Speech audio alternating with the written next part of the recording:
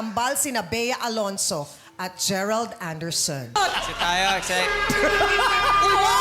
Wala po akong maalala, Your Honor. Di ko nga lang mga kachika kung planado ba na talagang bunutin nila yung tanong na yan doon sa araw na present dyan si Kimi.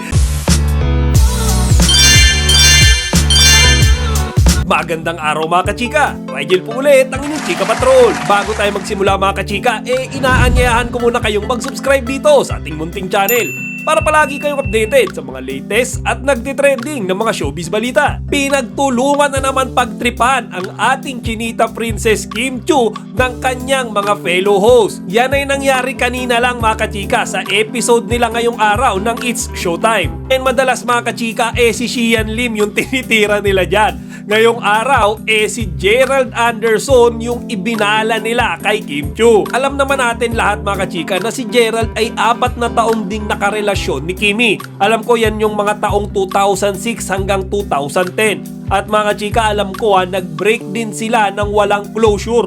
Kung baga bigla na lang hindi sila nagparamdaman sa isa't isa. At yung pangasar nga nila na yan kay Kimi ay nangyari kanina sa segment nilang Showing Bulilit. Ngayon merong tanong doon mga kachika kung saan pinapahulaan ni Tiang Ami yung isang pelikula na ginanapan ni Gerald Anderson at ni Bea Alonso. Kaya mga kachika, dito rin nakakatawang part Siyempre supposed to be mag-uunahan sila sagutin yung tanong na yan. Pero ang ginawa nung nasa side ni Kim sa pangunguna ni Vice Ganda nagtipon-tipon sila sa gilid at iniwan nila si Kim Chiu mag-isa. Di ba kachika? Yung para bang si Kimi lang yung gusto nilang sumagot nung tanong na iyon.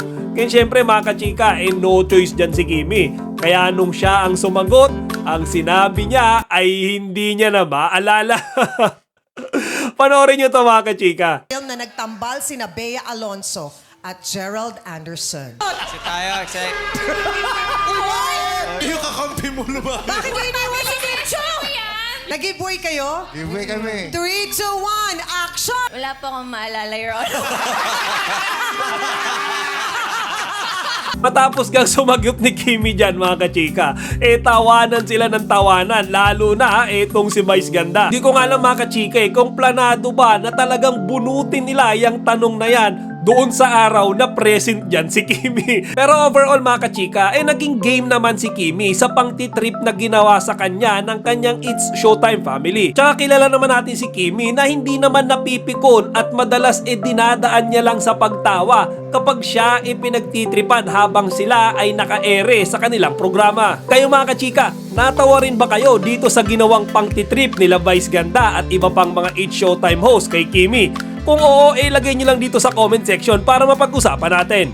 Chika Patrol signing out! Chika, huwag nyong kalimutan mag-like, comment, and subscribe. Para sa iba pang mga celebrity news, i-click lamang ang mga videos na ito.